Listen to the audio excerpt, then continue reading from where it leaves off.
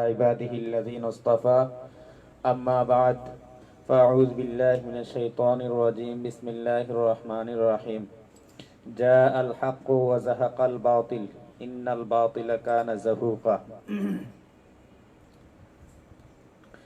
একটি গুরুত্বপূর্ণ পয়েন্ট নিয়ে আজকে আমার প্রচেষ্টা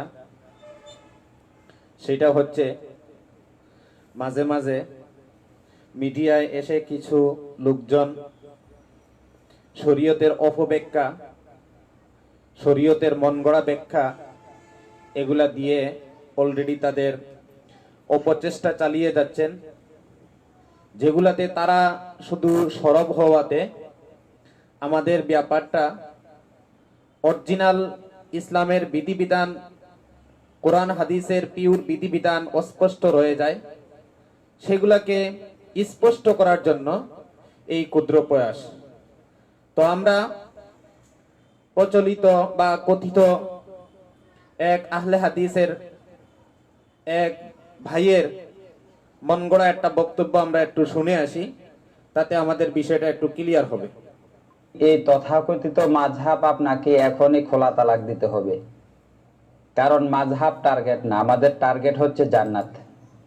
আমাদের টার্গেট কি? জান্নাত। আমাদের ইমাম একজন, কয়জন? একজন, নবী মুহাম্মদ সাল্লাল্লাহু আলাইহি ওয়াসাল্লাম। এখন এই বাংলাদেশ পাকিস্তানের যে হানাফি মাযহাব, এই মাযহাবে আমাদের নবী সাল্লাল্লাহু আলাইহি সাল্লামকে ইমামকে আমাদের ইমাম নবী সাল্লাল্লাহু আলাইহি সাল্লামকে গুরুত্ব না দিয়ে ইমাম আবু হানিফা রাহমাতুল্লাহ আলাইহিকে গুরুত্ব দেওয়া হচ্ছে বেশি। আপনি জান্নাতে যাবেন? পাগলে পাইছে নাকি আপনাকে? জান্নাত কি সহজ? হ্যাঁ, এটা কি বাবার দিনের সম্পদ যে আমি দাবি করে বসে রইলাম, বাবা মারা গেলে অংশীদারে ভাগ নেব?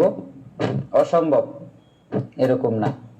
আপনি ইমাম মানতে হবে নবী সাল্লাল্লাহু আলাইহি সাল্লামকে। একটা হাদিস দিয়ে আজকে আপনাদেরকে উদাহরণ দিব, কথা লম্বা করব না।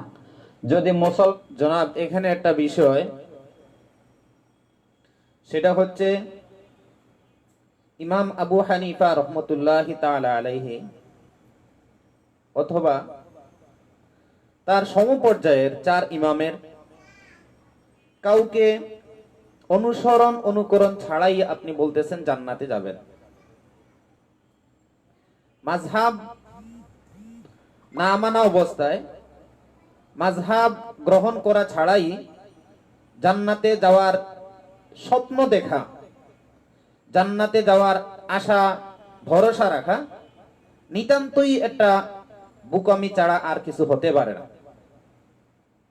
কারণ একটা ছোটখাটো একটা দৃষ্টান্ত যদি দেওয়া হয় তাহলে বিষয়টা ক্লিয়ার হয়। যেমন দেখেন, আজকে আপনি ইচ্ছা করলেন আমাদের মাননীয় প্রধানমন্ত্রীর কাছে আপনি যাবেন, আপনি মাননীয় স্বরাষ্ট্র মন্ত্রণালয় অফিসে আপনি যাবেন, মোট কথা কোনো একজন মহান ব্যক্তিত্বের কাছে আপনি যাওয়ার ইচ্ছা পোষণ যদি করেন, আপনি নিজে একাই ওই জায়গাতে যাওয়াটা সম্ভব হবে না। প্রাথমিক পর্যায়ে আপনি ওয়ার্ড থেকে থানায়, থানা থেকে জেলায়, জেলা থেকে বিভাগে, বিভাগ থেকে তারপরে কেন্দ্রীয় পর্যায়ে পরিচিত হতে হবে। ভালো একটা লোকেশন, ভালো একজনের সাথে সম্পর্ক গড়ানো, ভালো একজনের সাথে আপনার গভীরতা তৈরি করে আপনি মাননীয় প্রধানমন্ত্রী অথবা স্বরাষ্ট্র মন্ত্রী অথবা ধর্মমন্ত্রী যে কোনো একজনের কাছে যাওয়ার চেষ্টা করলে সেটা হবে আপনার সফলতার একটা মাধ্যম। যেভাবেই হোক, আপনি একাই আকাশে উড়ে হোক, সমুদ্রে পথে হোক, নৌপথে হোক আর স্থল পথে হোক, কোনো পথেই আপনি প্রধানমন্ত্রী বরাবরে পৌঁছতে পারবেন না। বরং এখানে একটা ওয়াসিতা বা মাধ্যম অথবা কারো দখল অবস্থান, এটা আপনাকে লাগবেই। যদি আপনার অবস্থান অথবা দখল আপনাকে যদি পাওয়া যায় হয়ে থাকেন, তাহলে সেই ক্ষেত্রে আপনাকে প্রধানমন্ত্রী বরাবর পৌঁছার সম্ভাবনা রয়েছে। তাহলে এখন এই মুহূর্তে তথাকথিত হানাফি মাযহাব তালাক দিতে হবে আপনাকে। যদি মুসলমান হয়ে কবরে যাইতে চান? হ্যাঁ, আপনার টার্গেট কি মাযহাব নাকি জান্নাত? আপনার টার্গেট কি ইমাম আবু হানিফা নাকি নবী মুহাম্মদ সাল্লাল্লাহু আলাইহি সাল্লাম? জনাব, শোনেন, টার্গেট আসলে জান্নাত, টার্গেট আসলে মুহাম্মদুর রাসূলুল্লাহ সাল্লাল্লাহু আলাইহি সাল্লাম। মুহাম্মদুর রাসূলুল্লাহ সাল্লাল্লাহু আলাইহি সাল্লামকে পাইতে গেলে আপনাকে মাধ্যম গ্রহণ করতে হবে মাযহাব। জান্নাত পাইতে গেলে আপনাকে মাধ্যম গ্রহণ করতে হবে মাযহাব। আপনি দেখেন, কোরআন হোক হাদিস হোক, আপনি কি পর্যন্ত লেখাপড়া করেছেন সেটা আমার জানা নেই, কিন্তু আপনার লেখাপড়ার সর্বোচ্চ ক্লাসে পৌঁছতে গিয়ে আপনাকে প্রথম শ্রেণীতে ভর্তি হতে হয়েছিল, দ্বিতীয় শ্রেণী, তৃতীয় শ্রেণী, ধাপে ধাপে আপনি সকল ক্লাসগুলো শেষ করার পরে আপনার জায়গা মতো পৌঁছার, আপনি যেই পর্যন্তই পৌঁছেছেন এই পর্যন্ত পৌঁছার পিছনে প্রথম ক্লাসগুলো আপনার সিঁড়ি হিসাবে, মই হিসাবে, মাধ্যম হিসাবে গ্রহণ করতে হয়েছে।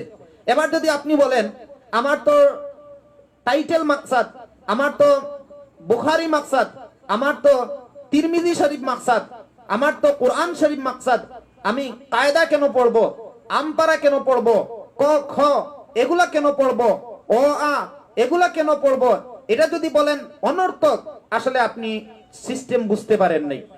আপনাকে মাধ্যমগুলা, আপনাকে আস্তে আস্তে আপনার উপরে ওঠার যে সোপান যেটা আছে, সিঁড়ি যেটা আছে, এগুলা গ্রহণ করলে পরে আপনি উপরে উঠতে পারবেন। এছাড়া মাযহাব মানা ছাড়া, ইমাম আবু হানিফাকে তার পথ মত এগুলা গ্রহণ ছাড়া আপনি আসলে জান্নাতে যাইতে পারবেন না। জান্নাতে যাইতে গেলে একমাত্র ব্যবস্থা মাযহাব অবলম্বন করে পরে যাইতে হবে। হ্যাঁ, আপনি বলতে পারেন যে মাযহাব ছাড়াই তো আমি, মাযহাব গ্রহণ ছাড়াই, ইমাম আবু হানিফা রাহমাতুল্লাহ আলাইহিকে অনুসরণ করা ছাড়াই আমি তো জান্নাতে যাইতে পারবো। আপনাকে সাংঘর্ষিক হাদিসগুলো আমি একটু করে ধরায় দেব, যে আপনি মাযহাব গ্রহণ ছাড়াই হাদিসগুলো আপনি পালন করবেন, তাতে আপনি জান্নাতে কেমনে যাইবেন সেটা আমি একটু পরে আমি দেখায় দেব। ইমাম মুহাম্মদ সাল্লাল্লাহু আলাইহি সাল্লাম আমাদের নবী বলছে যে ওলি ছাড়া, অর্থাৎ বাবার অনুমতি ছাড়া, বাবা না থাকলে তার ছেলে, তার ভাই, চাচা ইত্যাদি, অর্থাৎ ওলির অনুমতি ছাড়া মেয়ের বিয়ে হবে না। কয়বার বলছে কথাটা? একবার, দুইবার, তিনবার বলছে। সেই বিয়া বাতিলুন, বাতিলুন, বাতিলুন। আর যে কথাটা তিনবার বলা হয় তার গুরুত্বটা কেমন হয়? আচ্ছা, আরেকটা কথা হচ্ছে, এই হাদিসটা কোন সাহাবী থেকে? সাহাবী কে জানেন? আয়েশা রাদিয়াল্লাহু আনহা, স্ত্রী, নবী সাল্লাল্লাহু আলাইহি সাল্লামের স্ত্রী, আমাদের আম্মা জান। কত গুরুত্বপূর্ণ হাদিস, অথচ এই তথাকথিত হানাফি মাযহাবের নাম দিয়ে নবী সাল্লাল্লাহু আলাইহি সাল্লামের এক টাটকা হাদিসটাকে তারা অমান্য করে। এই জন্যই তো বাংলাদেশে বরকত হয় না। হবে কিভাবে? নবী সাল্লাল্লাহু আলাইহি সাল্লাম বলছে যে বিয়ে বাতিলুন, বাতিল, বাতিল, হবে না, হবে না, হবে না। অথচ আমাদের সমাজে চুরি করে মেয়ের সাথে প্রেম তো করে এক গুনাহ। এখানে আমরা জনাব যে হাদিস দিয়ে কথা বলার চেষ্টা করেছেন, সেই হাদিসটা প্র্যাকটিক্যাল ফিল্ডে আমরা তিরমিজি শরীফের প্রথম খণ্ড 208 নম্বর পৃষ্ঠা থেকে আমরা হাদিসটা একটু ধরে নেই, যে হাদিসে রাসূল করিম সাল্লাল্লাহু আলাইহি ওয়াসাল্লাম কি বলেছেন আর তার ব্যাখ্যা কি হতে পারে, এই সম্বন্ধে আমরা একটু কিছুটা আমরা নজর দেই। সেটা হচ্ছে, عن عائشة رضي الله تعالى عنها أن رسول الله صلى الله عليه وسلم قال أيما امرأة نكحت بغير إذن وليها فنكاحها باطل فنكاحها باطل فنكاحها باطل। এই যে হাদিস যেটা আছে, যে কোনো মেয়ে লোক যদি তার অভিভাবকের অনুমতি ছাড়া বিয়ে বসে, কোনো পাত্রী তার গার্জিয়ানের অনুমতি ছাড়া যদি বিয়ে বসে, বিয়ের পিড়িতে বসে, বিয়ের দাম্পত্য বন্ধনে আবদ্ধ হয়, তাহলে তার বিবাহ বাতিল, তার বিবাহ বাতিল, তার বিবাহ বাতিল। জনাব, আপনি এই হাদিসটা শুধুমাত্র শুরু অংশটা গ্রহণ করেছেন, অথবা তিরমিজি শরীফের শুরু অংশটা। এই হাদিসের আলোচনার ধারাবাহিকতা যদি পুরোটা আপনি দেখতেন, তাহলে হাদিসের মাফহুম, হাদিসের মর্মকতা, হাদিসের তর্জমা স্পষ্ট হইতো, আর আপনি বিপদে পড়তেন না। আপনার তো কাজই একটা, যে হাদিসের কিছু অংশ গ্রহণ করা, বাকিটা ছেড়ে দিয়ে ইমামদেরকে, মাযহাবকে কটূক্তি করার মাধ্যমে আপনি চাপাবাজি করে চলে যাবেন না। বিষয়টা এরকম না। দেখেন, এই হাদিসে যেটা বলা হয়েছে তার ব্যাখ্যায় তার টিকা গ্রন্থে লেখেন যে হাদিসু আয়েশা বিয়ান্নাহু রিওয়ায়াতু সুলাইমান তুনকাহু নাফসা বিনিকাহি বিওয়ালিয়িন ওয়ান নিকাহ বিগাইরি ওয়ান ইন্নামা হুয়া নিকাহুল মাজনুনা ওয়াস সাগীরা, নিকাহুল মাজনুনাতি ওয়াস সাগীরাতি ইজ লা উলায়াতা লাহুম আলা আনফুসিহিম। মেয়েরা যদি তার গার্জিয়ানের অনুমতি ছাড়াই বিয়ে বসে, তাতে তার বিবাহ সহি হবে না। এটা সকল মেয়েদের কথা না, সকল মেয়েদের কথা এখানে ঢালাও ভাবে বলা হয় নাই। বরং যেই সমস্ত মেয়ে লোক মাজনুনা, পাগল, সগীরা, ছোট, নাবালেগ, এখনো তার বয়স পর্যাপ্ত পরিমাণের এমন বয়স হয় নাই যে ভালো মন্দ সে নিজেই তফাৎ করতে পারে, অনুরূপ তাহলে যেই সমস্ত মেয়ে লোকরা হয়তো পাগল আর না হয় ছোট, তাদের ক্ষেত্রে আয়েশা সিদ্দিকা রাদিয়াল্লাহু তাআলা আনহা থেকে বর্ণিত হাদিসটা প্রযোজ্য। অর্থাৎ ছোট এবং পাগল এরা তাদের গার্জিয়ানের অনুমতি ছাড়া এরা বিয়ে বসতে পারবে না, তাদের বিবাহটা সহি হবে না। হাদিসকে যদি আমরা ডাইরেক্টলি হাদিসকে যদি আমরা গ্রহণযোগ্য হিসেবে নিয়ে যাই, তাহলে তার তর্জমা হবে যে মেয়ে যদি ছোট হয়, মেয়ে যদি পাগল হয়, তাহলে তার বিবাহ গার্জিয়ানের অনুমতি ছাড়া হবে না। দ্বিতীয়ত, এই হাদিসের এই তিরমিজি শরীফ এর 209 নম্বর সফহাতে লিখতেছেন, হাদিসু আয়েশা রাদিয়াল্লাহু তাআলা আনহা ফি হাযাল বাবি আনিন নবী সাল্লাল্লাহু আলাইহি ওয়াসাল্লাম লা নিকাহা ইল্লা বিওয়ালিয়িন হাদিসুন হাসানুন। ওয়া রাওয়া ইবনু জুরাইজ আন সুলাইমান ইবনে মুসা আন যুহরি আন উরওয়া আন আয়েশা রাদিয়াল্লাহু তাআলা আনহা আনিন নবী সাল্লাল্লাহু আলাইহি ওয়াসাল্লাম ওয়া রাওয়াল হাজ্জাজ ইবনে আরতাত ওয়া জাফর ইবনে রাবিয়া আন যুহরি আন উরওয়া আন আয়েশা রাদিয়াল্লাহু তাআলা আনহা আনিন নবী সাল্লাল্লাহু আলাইহি ওয়াসাল্লাম وروي عن هشام بن عروة عن أبيه عن عائشة رضي الله تعالى عنها عن النبي صلى الله عليه وسلم مثله وقد تكلم بعض أهل الحديث في حديث الزهري। এখানে প্রেক্ষাপট, আপনি বলেছেন আয়েশা সিদ্দিকা রাদিয়াল্লাহু তাআলা আনহার হাদিস, এই হাদিসকে গ্রহণ করতেই হবে, করতেই হবে, করতেই হবে। একটু সনদ নিয়ে আলোচনা করেন। قد تكلم بعض أهل الحديث في حديث الزهري, এই যে আয়েশা সিদ্দিকা রাদিয়াল্লাহু তাআলা আনহা থেকে যে হাদিসটা, এই হাদিসকে যিনি রওয়ায়াত করতেছেন জুহরি আন উরওয়া আন আয়েশা আনিন নবী সাল্লাল্লাহু আলাইহি ওয়াসাল্লাম قال ইবনু জুরাইজ সুম্মা লাকিতু জুহরি। ইবনু জুরাইজ বলেন, আমি একদা জুহরির সাথে সাক্ষাৎ করলাম। আমি একদিন জুহরির সাথে সাক্ষাৎ করলাম যে এই বিষয়টা আসলে কতটুকু তার অবস্থা, এটা নিয়ে আমি একবার জুহরির সাথে আমি দেখা সাক্ষাৎ করলাম, আমি একটু কথা বললাম। ফাসাআলতুহু, আমি ওনাকে জিজ্ঞাসা করলাম, ফাআনকারাহু, অস্বীকার করলেন। বললেন আয়েশা থেকে যে হাদিস যেটা, এটা আসলে আমি রওয়ায়াত করি নাই। ফাযাআফু হাযাল হাদিস মিন আজলি হাযা, আপনি বলতেছেন যে সিলসিলা যেটা আছে, সনদ যেটা আছে, সনদের একটা পর্যায়ে জুহরির কথা আছে। জুহরিকে আমি প্রশ্ন করলাম, আপনি এই হাদিস সম্বন্ধে বলেছেন কি? তিনি বলেন, আমি হাদিস সম্বন্ধে জানি না। এই যে ওনার না জানা বিষয়টা, এটা এই হাদিসকে, তার যে একটা শক্তি ছিল, তার যে একটা ওয়েট ছিল, এটাকে লো কোয়ালিটি করে ফেলেছে। فضعفوا هذا الحديث من أجل هذا وذكر عن يحيى بن معين أنه قال لم يذكر هذا الحرف عن ابن جريج إلا إسماعيل بن إبراهيم قال يحيى بن معين وسماع إسماعيل بن إبراهيم عن ابن جريج ليس بذاك।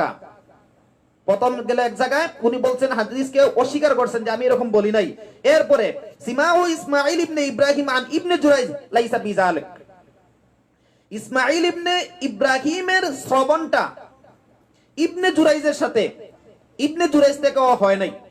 তাহলে দ্বিতীয় দুর্বলতা। এইভাবে ওয়াল আমালু ফি হাযাল বাব আলা হাদিসিন নবী সাল্লাল্লাহু আলাইহি ওয়াসাল্লাম লা নিকাহা ইল্লা বিওয়ালিয়্য ইনদা আহলিল ইলম মিন আসহাবিন নবী সাল্লাল্লাহু আলাইহি ওয়াসাল্লাম মিনহুম উমর ইবনে খাত্তাব ওয়া আলী ইবনে আবি তালিব ওয়া আব্দুল্লাহ ইবনে আব্বাস ওয়া আবি হুরায়রা ওয়া গায়রুহুম। তাহলে জনাব আপনি এখানে একটু আসেন, মসজিদে বসে রয়েছেন তো, মসজিদে যদি কোনো কিতাবের ব্যবস্থা থাকে তাহলে কিতাবখানা নিতে পারেন। এই কিতাবে দেখেন আপনি যে বলতেছেন আয়েশা থেকে রিওয়ায়াত, আয়েশা সিদ্দিকা রাদিয়াল্লাহু তাআলা আনহা থেকে বর্ণিত হাদিসগুলা খুবই গুরুত্ব রাখে, কিন্তু আসলেও আয়েশা বলেছেন কিনা এর সিলসিলা যেটা আছে, এর ধারাবাহিকতা যেটা আছে, এটাকে একটু খতিয়ে দেখেছেন? দুই জায়গায় দুর্বলতা, দুই জায়গায় দুর্বল এমন হাদিসকে আপনি গুরুত্বপূর্ণ পয়েন্টে নিয়ে বলতেছেন যে কোন মেয়ে গার্জিয়ানের অনুমতি ছাড়া যদি বিয়ে বসে তাহলে ফানিকাহুহা বাতিলুন, ফানিকাহুহা বাতিলুন, ফানিকাহুহা বাতিলুন, তার বিবাহ বাতিল। তিনবার এটা গুরুত্ব আছে ঠিক, কিন্তু হাদিসের ওয়েট, হাদিসের কদর, হাদিসের মর্তবা মর্যাদা কতটুকু এটা আপনাকে একটু দেখে বলার আবেদন নিবেদন জানাচ্ছি। দ্বিতীয়ত, আপনি যে বললেন মাযহাব মানলে জান্নাতে যাওয়া যাবে না, আপনার উপস্থাপিত হাদিসটা, আপনি যে হাদিসটা উপস্থাপন করেছেন সেই হাদিস বলতেছে গার্জিয়ানের অনুমতি ছাড়া বিবাহ চলবে না। অভিভাবক যদি অনুমতি না দেয় তাহলে এই বিয়ে শুদ্ধ হবে না, মেনে নিলাম। সেম কিতাবের, একই কিতাবের 210 নম্বর পৃষ্ঠায় হাদিস নিয়ে আসছেন ইবনে আব্বাস রাদিয়াল্লাহু তাআলা আনহুমা থেকে। عن ابن عباس رضي الله تعالى عنهما أن رسول الله صلى الله عليه وسلم قال الأيم أحق بنفسها من وليها। এই হাদিসে বলেন আল আইম মান লা যাওজা লাহা, যেই সমস্ত মেয়েদের স্বামী নাই, অর্থাৎ অবিবাহিত অথবা বিধবা, তালাক প্রাপ্তা, যেই সমস্ত মেয়েদের স্বামী নেই, অবিবাহিত, তালাক প্রাপ্তা অথবা বিধবা, এই মেয়ে লোকেরা তারা আহাক্কু বিনাফসিহা মিন ওয়ালিয়্যিহা, তার নিজের অভিভাবক হিসেবে নিজেই সবচেয়ে পারফেক্ট। যেই সমস্ত মেয়েরা বিবাহের উপযুক্ত, তার বিবাহের দায় দায়িত্ব তার উপরেই সবচেয়ে বেশি বর্তায়। সে কার সাথে বিয়ে বসবে, কার সাথে বিয়ে বসবে না, কে তার জন্য ভালো হবে, এটা তার গার্জিয়ানের দূরদর্শিতা সে যদি গ্রহণ করে সেটা নূরুন আলা নূর, এটা অনেক ভালো কাজ। কিন্তু সে যেহেতু বালেগ, সে যেহেতু আকেল, সে যেহেতু জ্ঞানী গুণী, অতএব তার বিবাহের সিদ্ধান্ত নেওয়ার ক্ষেত্রে তাকেই সবার আগে জিজ্ঞাসা করতে হবে। যার কি কারণে একটা মেয়ে যদি বালেগা হয়, একটা মেয়ে যদি জ্ঞানী গুণী হয়, বুদ্ধিমতী হয়, বিবাহ কারোর সাথে কথা দিতে গেলে তাকে জিজ্ঞাসা করতে হয়, ডাইরেক্টলি হোক ইনডাইরেক্টলি হোক, তাকে অনুমতি নিতে হয় যে আমরা ওই আব্দুল সত্তারের ছেলে আব্দুল মাজেদের সাথে তোমার বিবাহ বন্ধন করতে যাচ্ছি, তোমার মতামত আছে কিনা তাকেই জিজ্ঞাসা করতে হয়। তাহলে এই হাদিস এখানে রাসূল করিম সাল্লাল্লাহু আলাইহি ওয়াসাল্লাম বলতেছেন বিবাহের আবদ্ধ হওয়ার জন্য পাত্রী তারই অনুমতিটা সবচেয়ে গ্রহণযোগ্য, অর্থাৎ বিয়ে বসার জন্য সে নিজে নিজের ওলি, সে তার বিয়ে বসার জন্য নিজে নিজের অভিভাবক, নিজের নফসের জন্য, নিজের জানের জন্য অভিভাবক হচ্ছে সে নিজেই। এবার আসেন আগের হাদিসে আছে মেয়ে নিজে বিয়ে বসলে বিয়ে সহি হবে না। এই হাদিসে আছে মেয়ে যদি বিয়ে বসে তাহলে মেয়ের ওলি সে নিজেই হবে। এবার হাদিস দুইটাই তিরমিজির, দুইটাই রাসূল থেকে, আপনি মানবেন কোনটা? মাযহাব তো মানবেন না, আগে বলছেন। আপনি একটু আগে বলেছেন আপনি মাযহাব মানবেন না, ইসলাম মানবেন, মুহাম্মদ মানবেন, জান্নাতে দৌড় দিয়ে ঢুকে যাবেন, এগুলা বলেছেন। হাদিস দুইটা আপনি মানবেন, তারপরে জান্নাতে যাবেন। আমাদেরকে জিজ্ঞাসা করেন, আমরা বলি হাদিস দুইটা সাংঘর্ষিক, দুই হাদিস দ্বিমুখী অবস্থান। আমাদের কাছে মাযহাব রয়েছে, মানে চলার পথ রয়েছে। মাযহাব অর্থ চলার পথ। আপনার কাছে চলার কোনো পথ নাই। এক হাদিস বলতেছে মেয়ে নিজে বিয়ে বসতে পারবে না, আরেক হাদিস বলতেছে মেয়ে নিজে বিয়ে বসতে পারবে। এই সাংঘর্ষিক অবস্থানে আপনার কাছে চলার মতো কোনো রাস্তা নাই। আমাদের কাছে পথ আছে। কেমন পথ? প্রথম হাদিসে যেটা আসছে মেয়েরা নিজে নিজে বিয়ে বসলে ফানিকাহুহা বাতিলুন, এই হাদিসে নাবালেগ মেয়ের ক্ষেত্রে, এই হাদিসে পাগল মেয়ের ক্ষেত্রে, এই হাদিসে নির্বুধ মেয়ের ক্ষেত্রে এই হাদিসটা প্রযোজ্য। অর্থাৎ একটা মেয়ে যদি নির্বুধ হয়, একটা মেয়ে যদি পাগল হয়, একটা মেয়ে যদি একদম সরল হয়, কিছুই বুঝে না, এমন মেয়ের ক্ষেত্রে তার বিবাহের ওলি সে নিজে হতে পারবে না, তার গার্জিয়ানরা হবে। আর যেই হাদিসে আসছে যে মেয়েরা নিজেরাই বিয়ে বসতে পারে, নিজের অভিভাবক, সবচেয়ে বড় অভিভাবক নিজেই, এই হাদিসে বলা হয়েছে বালেগ মেয়েদের ক্ষেত্রে। আমাদের কাছে আসেন, চলার পথ রয়েছে। ইমাম আবু হানিফার মতামত মানবেন, জান্নাতে যাইতে পারবেন। ইমাম আবু হানিফা, ইমাম শাফিঈ, ইমাম মালিক, ইমাম আহমদ ইবনে হাম্বল, ওনাদের কথা আপনি মানবেন না, জান্নাতে যাওয়ার কোনো পথই পাবেন না। জায়গায় জায়গায় হুজুর খাইতে হবে। এই ক্ষেত্রে আমরা আরেকখানা কিতাব নিতে পারি, মিরকাত শরীফ এর 6 নম্বর খণ্ডে 265 নম্বর সফা। মিরকাত শরীফ মুল্লা আলী কারি রহমতুল্লাহ আলাইহির অমর গ্রন্থ। ওই কিতাবে লেখেন,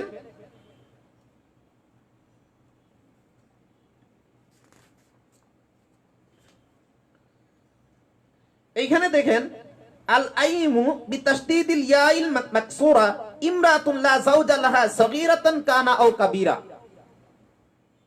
যেই সমস্ত মেয়ে তাদের স্বামী নাই, ছোট হোক বড় হোক, তাদেরকে বলা হয় আইম। এদের ব্যাপারে বলতেছেন যে ওয়ালায়াতুন ফিন নিকাহ নওআন, ওয়ালায়াতু নুদুবিন ওয়া ইস্তিহবাবিন, ওয়া হুয়া আল ওয়ালায়াতু আলাল আকিলা বিকরান কানাত আও সাইয়িবান, ওয়া ওয়ালায়াতু ইজবার, ওয়া হুয়া আল ওয়ালায়াতু আলাস সাগীর বিকরান কানাত আও সাইয়িবান। দেখেন আমাদের আইম্মায়ে কেরামগণ কি সুন্দর সাজেশন দিয়েছেন। ওয়ালায়াত দুই প্রকার, ওয়ালায়াতে নুদুব আর ওয়ালায়াতে জবর। ওয়ালায়াতে নুদুব, ওয়ালায়াতে ইস্তিহবাব, দুই ধরনের ওয়ালায়াত রয়েছে। অভিভাবক দুই প্রকার হইতে পারে। যেখানে ওয়ালায়াত ছাড়া বিবাহ হবে না, ওয়ালায়াতে ইস্তিহবাব। যেখানে বিয়ে ছাড়া ওয়ালায়াত বিবাহ সই হবে, ওয়ালায়াতে নুদুব। এছাড়াও আপনার এই হাদিসে নিয়ে আসতেছেন as-sayyibu ahaqqu bi nafsiha min waliyha wal bikru tastamar wa iznuha sukutuha tazawwajat। যে এখানে বলেন কোন একটা মেয়ে যদি সে আইম হয়, তাহলে সে তার অভিভাবকের দায় দায়িত্ব তার নিজের উপরে। মিন ওয়ালিহা ও বিক্রিন, আল আইমু হুনা কুল্লু ইমরাতিন লা যাওজা লাহা বিকরান কানাত আও সাইয়্যিবা, ওয়া কুল্লু ইমরাতিন বালাগাত ফাহিয়া আহাক্কু বিনাফসিহা মিন ওয়ালিয়িহা। দেখেন কত সুন্দর স্পষ্ট ব্যাখ্যা লিখছেন। কুল্লু ইমরাতিন বালাগাত, যেই সমস্ত মেয়েরা বালেগ হয়ে গেল, উপযুক্ত হয়ে গেল, বুদ্ধি চলে আসলো, আহাক্কু বিনাফসিহা মিন ওয়ালিয়িহা, তার নফসের ক্ষেত্রে ওলি হিসেবে সে নিজেই সবচেয়ে বড় ওলি। ওয়া আকদুহা আলা নাফসিহা বিন নিকাহি সহিহুন, সে নিজের নফস যদি নিজের কাছে, সে নিজে যদি কারোর সাথে বিয়ে বসে যায়, তাহলে তার এই বিয়ে বসাটা সহি, তার এই বিয়ে বসাটা শুদ্ধ আছে। তাহলে একটা মেয়ে যদি পর্যাপ্ত বয়সে উঠে যায়, তার বুদ্ধিমত্তা যদি ঠিক থাকে, তার জ্ঞান গুণ যদি ঠিক থাকে, তাহলে সে বিয়ে বসতে পারবে। এইখানে আরেকটা জিনিস, এই কিতাবেই 270 নম্বর পৃষ্ঠাতে নিয়ে আসছেন যে আয়েশা সিদ্দিকা রাদিয়াল্লাহু তাআলা আনহা থেকে যে হাদিসটা, এই হাদিসের ব্যাখ্যায় লিখতেছেন যে আইয়ু নাফসি আইয়ু নাফসুহা কামা ফি নুসখাতিন ওয়া আইয়ুমা মিন আলফাজিল উম্মি ফি সালবিল উলায়াতি আনহুম মিন গায়রি তাখসিসিন বিবাযি দুনা বা'জ ইমরাতুন যাওয়াজাত নাফসাহা বিগাইরি ইজনি ওয়ালিহা ফানিকাহুহা বাতিলুন ফাহুয়া মুআরিদুন লিহাদিসিল আইম আহাক্কু বিনাফসিহা মিন ওয়ালিহা। এই হাদিসটা আগের হাদিস পরের হাদিসের সাথে সাংঘর্ষিক, তাহলে সাংঘর্ষিক হাদিস যদি পাওয়া যায় তাহলে সেইখানে সেইখানে মতামত শারিহিন থেকে, উলামায়ে কেরামদের থেকে মতামত নিতে হয়। সেই মতামতটা কি?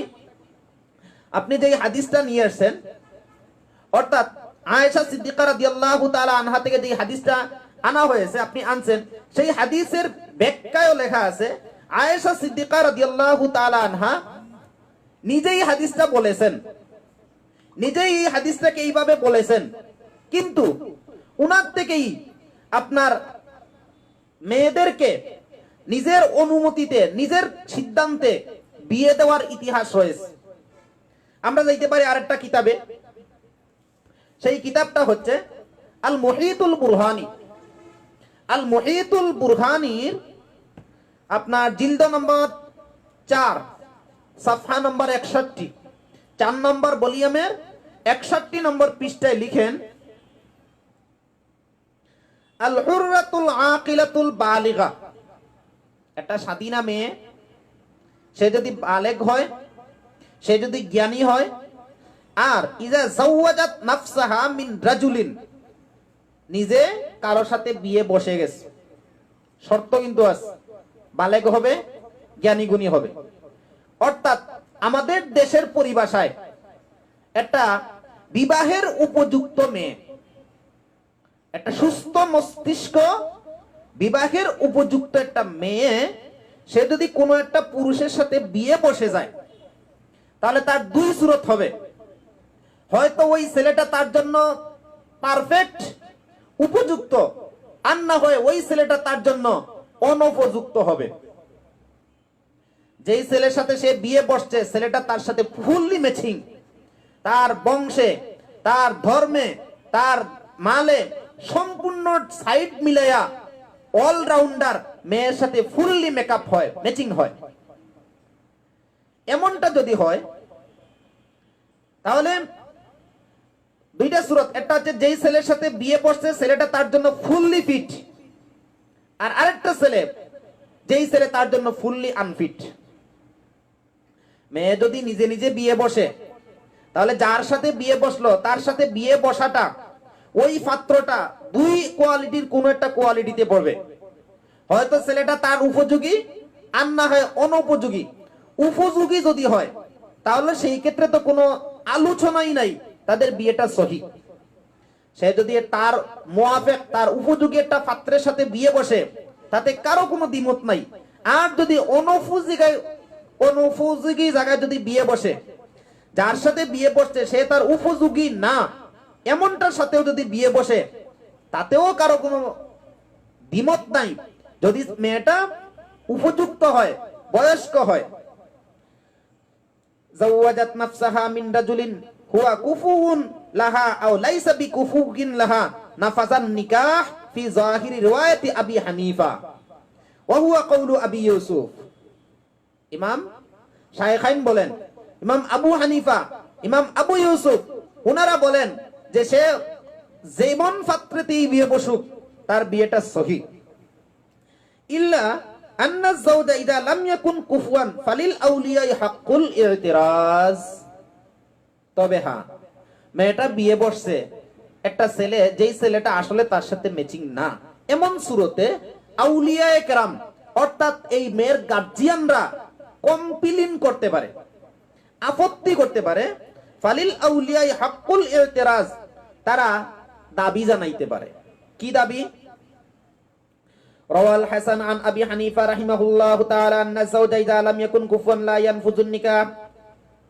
তবে ইমাম হাসান থেকে একটা riwayat, উনি বলেন এই অবস্থায় বিয়েটা নাফেজ হবে না, বিবাহটা সম্পাদন হবে না। ওয়া কানা আবু ইউসুফ রাহিমাহুল্লাহু তাআলা আউয়ালান ইয়াকুলু, ইমাম আবু ইউসুফ রাহমাতুল্লাহি আলাইহি এই কথাটা বলতেন, কিন্তু ইয়াতাওয়াক্কাফুন নিকাহ ইলা আন ইউজিজাহুল ওয়ালি আউল হাকিম আলা কুল্লিল হাল ওয়া হুয়া কওলু মুহাম্মদ রাহিমাহুল্লাহু তাআলা ওয়া সাহহা রুজুউ মুহাম্মদ ইলা কওলি আবি হানিফা ওয়া আবি ইউসুফ আখিরান। পরিশেষে সবার মতামত এটাই সিদ্ধান্ত হইল, মেয়ে যদি বিয়ে বসে যায়, মেয়ে যদি তার উপযোগী পাত্রে বিয়ে বসলে তো ভালো, অনুপযোগী জায়গায় যদি বিয়ে বসে যায় তাহলে অভিভাবকরা শুধু দুর্বলতার পয়েন্টগুলা সবল করার চেষ্টা করতে পারে। কেমন সবল? মোহর নির্ধারণ করেছে, মনে করেন 5 লক্ষ টাকার জায়গায় 1 লক্ষ টাকা, তাহলে অভিভাবকরা এই ক্ষেত্রে কমপ্লেইন করে ছেলে থেকে মোহরের পরিমাণটা বাড়িয়ে নিতে পারে। হ্যাঁ, প্রেম করা এক অবৈধ গুনাহ, অবৈধ প্রেম এক গুনাহ। দ্বিতীয়, চুরি করে কাজী অফিসে সাক্ষী ছাড়া, আল্লাহ রাসূল সাল্লাল্লাহু আলাইহি ওয়াসাল্লাম দুইজন সাক্ষী লাগবে, সাক্ষী ছাড়া বিয়ে করে, সে আবার বাসর করে, আবার নাকি স্বামী স্ত্রী হয়। এটা ইমাম আবু হানিফার নাকি বলছে যে এটা নাকি জায়েজ। ইমাম আবু হানিফা কি পাগলে পাইছে? ইমাম আবু হানিফা রাহমাতুল্লাহ যেটা বলেছেন, সাক্ষী দুইজন নিয়ে বিয়ে বসা, এটা তো একটা সহিহ কওল, এটা তো একটা ভালো জিনিস, এটা তো কোরআন হাদিসের মতামত। এটা তো আমরাও বলি যে সাক্ষী লাগবে, সাক্ষী ছাড়া তো বিয়ে হবে না। হ্যাঁ, ইমাম আবু হানিফা এত বড় কথা বলতো, উনার সাহস কত! যদি উনি পাক্কা এই কথা বলে থাকে তাহলে আমি এই কথাকে তালাক দিলাম, এই কথা আমি মানি না। আর আমি বলি কি, এই কথা উনি বলেন নাই, বলেন নাই। কেন বলে নাই? ইদা সহাল হাদিসু ফাহুয়া মাযহাবি, যে সত্য হাদিস, সহিহ হাদিস মানবে সে আমার মাযহাবের। এটা ইমাম আবু হানিফার কথা। যদি উনি এই কথা বলেও থাকতো যে ওলির অনুমতি ছাড়া বিয়ে হবে, তাহলেও তো আমরা এই হাদিস মানতাম না। আর উনি তো বলেই নাই, তো বহু দূরের কথা। এই একটা উদাহরণ দিলাম। যদি মুসলমানের বাচ্চা হয়ে থাকেন, যদি ঈমান নিয়ে কবরে যাইতে চান, তাহলে আজকে তথাকথিত হানাফি মাযহাব তালাক দিবেন। আপনি কি মাযহাব মানতে চান? তাহলে আরব দেশের মাযহাব মানেন। আরব দেশে জনাব, এইখানে একটা বিষয় আপনি যে বলতেছেন যে হাদিস মানতেই হবে, তারপরে এই ইমাম আবু হানিফার কথা গ্রহণ করা যাবে না। আমি একটু আগে তিরমিজি শরীফ খুলে আপনার তিরমিজি আউয়াল 208 নম্বর সফা থেকে সাংঘর্ষিক অবস্থানের হাদিসগুলো আপনাকে দেখাইছি, উভয় পক্ষের হাদিসগুলো দেখাইছি। একটা রিওয়ায়াতে আছে, আয়েশা সিদ্দিকা রাদিয়াল্লাহু তাআলা আনহা থেকে আছে, অনুমতি ছাড়া বিবাহ হবে না। ইবনে আব্বাস থেকে রিওয়ায়াত আছে, অনুমতি ছাড়া বিবাহ হবে। উভয়জন কিন্তু রাসূলের রিলেটিভ, হার্ড রিলেটিভ। আয়েশা রাসূলের স্ত্রী, আর ইবনে আব্বাস, আব্দুল্লাহ ইবনে আব্বাস রাসূলের চাচতো ভাই। এবার আপনি যাবেন কোথায়? উভয়ই কিন্তু আপনার একই ফ্যামিলির সদস্য। কিন্তু আয়েশা সিদ্দিকা রাদিয়াল্লাহু তাআলা আনহা থেকে যে হাদিস, এটা বলতেছে অভিভাবক লাগবে, ইবনে আব্বাস বলতেছেন লাগবে না। আপনি হাদিস দুইটা মানেন একসাথে মানেন? বিবাহে অভিভাবক লাগবে, লাগবে না, আপনি মানবেন কোনটা? ইমাম আবু হানিফার কাছে মাথা নত করতে হবে। ইমাম আবু হানিফাকে, ইমাম শাফিঈকে, ইমাম আহমদ ইবনে হাম্বলকে, ইনাদেরকে আপনি উনাদের কাছে আপনার মাথা ঝুঁকাইতে হবে। মানবেন?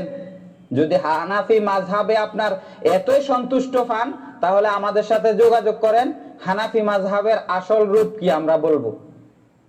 হানাফির মাযহাবের আসল রূপ হচ্ছে এই বিয়ে হবে না, এই বিয়ে চুরি করে কাজী অফিসে গিয়ে 5,000 টাকা ঘুষ দিয়ে, 10,000 টাকা ঘুষ দিয়ে ইমার্জেন্সি বিয়ে করা।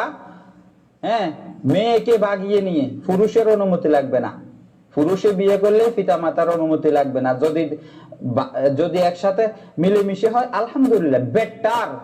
কিন্তু যদি কেউ কোনো পুরুষ পিতামাতাকে না জানিয়ে বিয়ে করে, সেই ফতোয়া আমি দিচ্ছি না, সরি, আমি ফতোয়া দেওয়ার কিছু না, আমি শুধু জাস্ট হাদিসটা আপনাদেরকে শোনাচ্ছি। যদি কোনো মেয়ে বাবার অনুমতি ছাড়া, মায়ের অনুমতি হলে হবে না, বাবার উপস্থিতিতে, বাবা যে বাবা যদি জীবিত থাকে বাবার অনুমতি ছাড়া সে মেয়ের বিয়ে হবে না।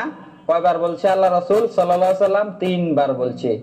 কার থেকে হাদিসটা? আয়েশা রাদিয়াল্লাহু আনহা থেকে। কত শক্ত এই হাদিস। হাদিসের নাম্বারটা বলে দিচ্ছি, তিরমিজি 1102 নাম্বার হাদিস। আমরা ভুয়া হাদিস বলি না যে পাগড়ি বেঁধে নামাজ পড়লে 27 রাকাতের সওয়াব।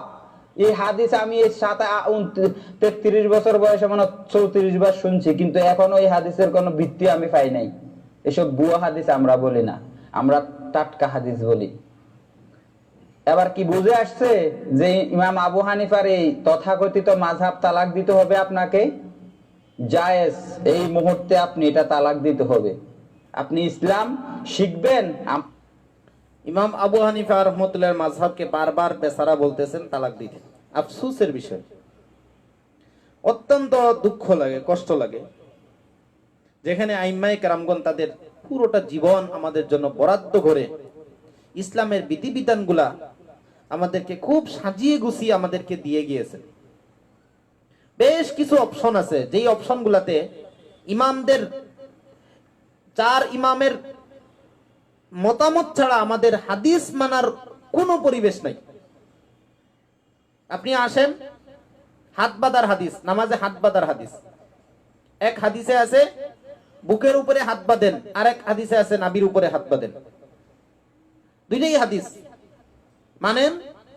আপনার মতো ব্যক্তিত্ব, আপনি 2 হাদিস একসাথে মানেন পারবেন না। ইমাম আবু হানিফার কাছে আসেন, উনি বলবেন বুকে হাত বাঁধার হাদিস মেয়েরা পালন করবে, নাভির উপরে হাত বাঁধার হাদিস পুরুষেরা পালন করবে। এই রকমের সাংঘর্ষিক অবস্থানের হাদিসের, সাংঘর্ষিক অবস্থানের সিদ্ধান্তগুলার সমাধান দিয়েছেন আইম্মায়ে কেরামগণ। আর সেই আইম্মায়ে কেরামগণের মাযহাব আপনি বারবার তালাক দিবেন, বারবার এই করবেন সেই করবেন। আপনি একজন না মানলে ইমাম আবু হানিফার কিছু হবে না, বরং আপনি না মানলে দুর্ঘটনা, কপাল কুপুড়া আপনারই হবে। আমাদের সাথে যোগাযোগ করেন। আমাদের বড় বড় মাদিনা থেকে লেখাপড়া করে এসে যে শায়েখরা, হ্যাঁ, আল্লাহ রাসূল সাল্লাল্লাহু আলাইহি সাল্লামের যেখানে আল্লাহ রাসূল এখনো আছেন, সেই মদিনা থেকে, মদিনা ইউনিভার্সিটি থেকে, যে শহরে আল্লাহ রাসূল সাল্লাল্লাহু আলাইহি সাল্লামের যে চলাফেরা করছে, সেই ইসলাম, সেখানের ইসলাম ভালো লাগে না? না, হ্যাঁ, ও মেড ইন চায়না। হ্যাঁ, এলেম অর্জন করতে হলে চায়না হলেও যাও, ওই চায়নার হাদিস ভালো লাগে। চায়নাতে কি হাদিস ভালো পাওয়া যায় নাকি? চায়নাতে কোনো জিনিস ভালো পাইতে দেখছেন? নামে তো মেড ইন চায়না। চায়নার নাম শুনলে তো মানুষ একটু নড়ে চড়ে বসে, কিন্তু হাদিসের বেলায় তো বরাবরের চায়নাগুলি ভালো লাগে আপনাদের। যাই হোক, ভিডিও লম্বা হয়ে গেছে। যদি আপনি মুসলমান হয়ে কবরে যাইতে চান, এই তথাকথিত হানাফি মাযহাব এই মুহূর্তে খোলা তালাক বুঝুন তো, এই মুহূর্তে ইমার্জেন্সি তালাক। আপনার ইমাম হবে মুহাম্মদ সাল্লাল্লাহু আলাইহি সাল্লাম, আপনার মাযহাব হবে ইসলাম। হানাফি মাযহাবের কিতাবেই লেখা আছে প্রথম ক্লাসে,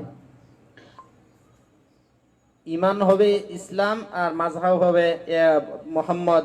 এই যে একটা কথা, এটা মানে আসলে মাথায় কি যে ঢুকছে। মদিনার ইসলামের দাওয়াত দিচ্ছে, মদিনার ইসলামে দাওয়াত দিচ্ছে। মদিনায় ইসলাম গিয়ে দেখে আসেন না মদিনায় কি ইসলাম আছে। আমি নিজে দেখে আসছি। নামাজে দাঁড়াইছে, এইদিকে মোবাইলটা হাতে নিয়ে কথা বলতেছে। আমার নিজের চোখের দেখা। আপনারা যারা মক্কা মদিনা ঘুরে আসছেন তারা তো দেখছেনই।